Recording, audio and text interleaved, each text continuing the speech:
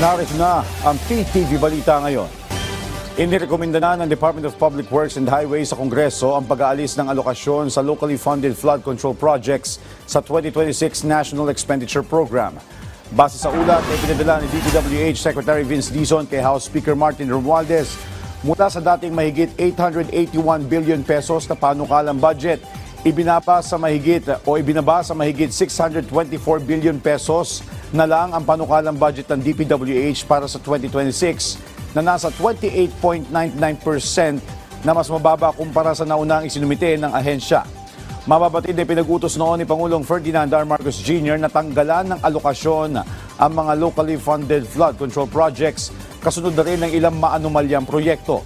Nakatakdang talakayin ngayong araw ng House Committee on Appropriations ang panukalang pondo ng DPWH. Samantala sa ating lagay ng panahon, mabagal na kumikilos pa Northern Luzon ang Tropical Depression Mirasol. Sa monitoring ng Pag-asa, huling namata ng sentro ng bagyo sa San Agustin, Isabela. Taglay nito ang lakas ng hangin na aabot sa 55 km per hour at pagbugsong aabot sa 90 km per hour.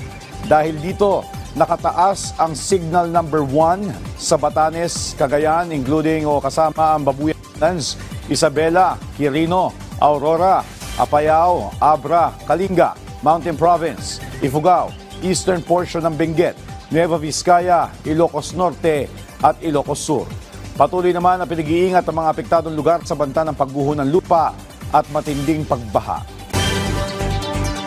At yan ang mga balita sa oras na ito. Para sa iba pang updates, follow at ilike kami sa ating social media platforms at PTVPH. Ako po si Joshua Garcia para sa Pambansang TV sa Bagong Pilipinas.